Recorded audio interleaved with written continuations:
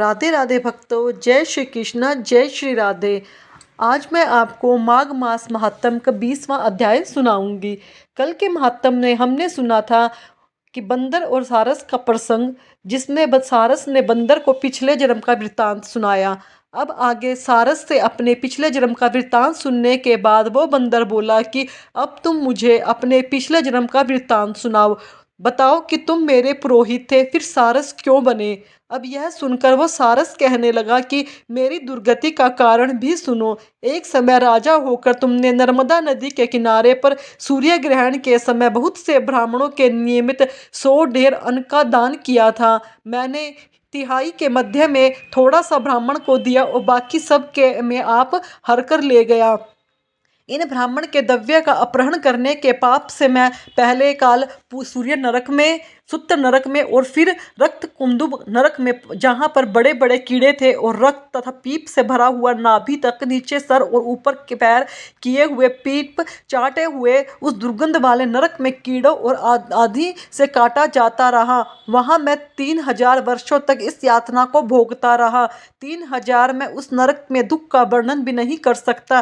फिर नरक की यातना से मुक्त होकर मैंने यह सारस का जन्म पाया, क्योंकि पिछले जन्म में मैंने अपनी बहन के घर से कांसे का बर्तन चुराया था। उसको मैंने एक जुआरी को दे दिया, इसी से मैं सारस योनि में आया। यह मेरे स्त्री पिछले जन्म में ब्रह्माणी थी, इसने भी कांसे की चोरी की थी, इसी से यह मेरी स्त्री और इस जन्म में सारसी हुई है। यह सब मैंने तुमने कर्मफल कहा है। अब भविष्य की बात सुनो। अब मैं और मेरी स्त्री भी हंस होंगे और काम रूप देश में सुख से निवास करेंगे। फिर इसके बाद गौर योनि में और फिर जाके दुर्लभ मनुष्य योनि को प्राप्त होंगे। मनुष्य योनि ही एक ऐसी है जिसमें पाप और पुण्य दोनों ही करा जा सकते हैं। इस प्रकार शिव की माया से यह सारा जगत मोह को प्राप्त होता है। न केवल हम ही परंतु इस संसार के सभी जीव प्रवृत्ति मार्ग में फंसकर अच्छे और बुरे कर्म करते हैं और उनका फल भोगते हैं। इसलिए सब प्राणियों को धर्म का सेवन करना चाहिए। देवता, असुर, मनुष्य वर्ग, कीड़े मकोड़े सभी को कंटक रूपी मार्ग नहीं छोड़ता। केवल विधान जानने वाले योगी ही इस मार्ग से बच सकते हैं। इसी कारण बड़े बड़े महात्मा भी कर्म फल को नहीं टाल सकते। उपाय से बुद्धि से कोई भी इसको नहीं बदल सकता। तुम पहले राजा थे, फिर नरक में हो गए, अब अंदर की योनि में वन में फिरते हो। अब अगला भी ऐसा ही जन्म पाओगे। ऐसा विचार कर आनंद पूर्वक और धैर्य रखकर विचार कर हुए काल की प्रतीक्षा करो। तब वानर ने कहा कि पिछले जन्म में मैं तुम्हारी पूजा करता था, अब तुम मुझको प्रणाम करते हो। तुम जाति के स्मरण से मेरे पिछले जन्म के वृत्तांत को जानते हो। आनंद पूर्वक रहो, तुम्हारा कल्याण हो। तुम्हारे वचनों को सुनकर मैं मोह रहित होकर वन में विचरता हूँ। इसके बाद वो प्रेत कहने लगा कि हे पति, मैंने नदी के तट पर बंदर और सारस का यह संवाद सुना। तब मुझको बोध हुआ कि और मेरे मोह और शोक का अंत भी हो गया। फिर वो प्रेत कहने लगा, पथिक, मैं इस समय तुम्हारे पास ये गंगा जल है उसे मांग रहा हूँ, क्योंकि मैंने इससे बहुत कुछ महात्म सुना है। मैंने इस पर्वत पर गंगा जल का बहुत बड़ा अद्भुत आश्चर्य देखा है, इसलिए यह तुमसे मांग रहा हूँ। मैं प्रेत योनि में बड़ा दुखी हूँ। एक ब्राह्मण अनधिकारी को यज्ञ कराकर ब्रह्म राक्षस हो गया और वो हमारे साथ 8 वर्षों तक रहा। उसके पुत्र ने उसकी अस्थियों को इकट्ठा करके गंगा में कनखल स्थान में गिरा दिया। उसी समय वह राक्षस योनि त्याग कर सिद्धि को प्राप्त हो गया। यह मैंने प्रत्यक्ष देखा है, इसलिए मैंने तुमसे प्रार्थना की है। मैंने पहले जन्म में तीर्थ स्थानों में बड़े बड़े दान लिए थे, उनका प्रतिशत नहीं किया जा सकता।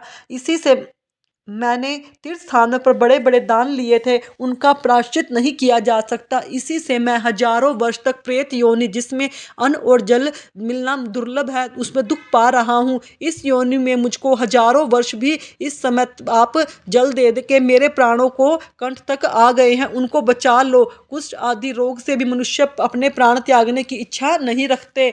इसके बाद वो ब्राह्मण देवी देवता कहने लगे कि उस प्रेत के वचन सुनकर वो पथिक बड़ा विस्मित हुआ और वो अपने मन में विचारने लगा कि संसार में पाप और पुण्य के फल अवश्य ही भोगने पड़ते हैं। देव, दानव, मनुष्य, मकोड़े, कीड़े जो भी पीड़ित होते हैं, तथा बाल वृद्धों को मरण, अंधा तथा कुबरा पन ऐश्वर्य दरिद्रता पंडा तथा मूर्खता सब कर्मों से ही मिलती है। इस कर्म भूमि में जिन्होंने न्याय से धन इकट्ठा किया है वही धन्य है।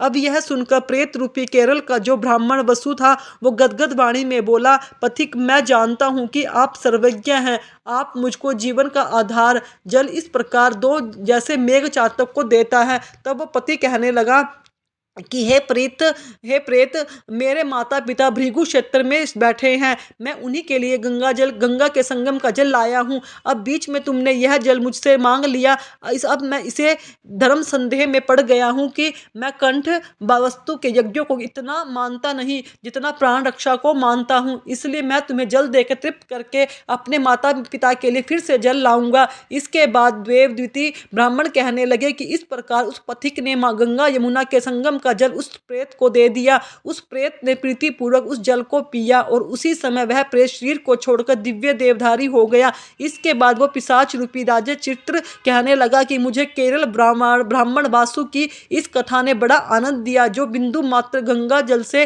प्रेत योनि से मुक्त हो गया। इसके बाद देवदूती उस पिशाच रूपी राजा चित्र को बोले, पिशाच सुनो, मैं समझता हूँ कि ब्रह्मा जी भी इस गंगा के जल के गुण का वर्णन नहीं कर सकते, तो महादेव जी तो इस गंगा जल को मस्तक पर क्यों धारण करते हैं। इस संसार में जो मनुष्य वाचा कर्मणा मनसा से पापों के रंग में गए हैं वह गंगा जल के बिना नहीं धुलती। गंगा जल के सेवन से मुक्ति सदा सन्मुख खड़ी रहती है। जिसके जल को स्पर्श करते ही प्रेत तत्व छोड़कर मुक्ति को प्राप्त होते हैं। जो गंगा स्नान करता है वह वैष्णव पद को प्राप्त होता है।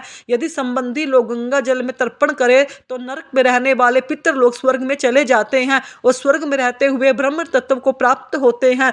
गंगा जल के समान और कोई मुक्ति का साधन नहीं है। यह सब सुनकर पिशाच रूपी राजा चित्र वहां से चला गया। जब माघ का महीना आया तो उसने सुने हुए प्रयाग महात्म के अनुसार गंगा यमुना के संगम पर स्नान करके भक्ति पूर्वक नारायण की स्तुति करता हुआ वह गंधर्व से सेवित उत्तम विद्वान पर बैठकर इंद्रपुरी को चला गया। इसके बाद लोमेश ऋषि वेद विधि ब्राह्मण से बोले, सोह द्विज, यह पाप मोचन नाम का पुराना इतिहास पापों का जल्दी ही नाश करता है। इसमें धर्म का ज्ञान होता है। यह पुण्य यश तथा कीर्ति को बढ़ाने वाला है, ज्ञान और मोक्ष को देने वाला है। तुम्हारा पुत्र और यह सभी गंधर्व कन्याएं सदगति पाने के लिए हमारे साथ प्रयाग चलो।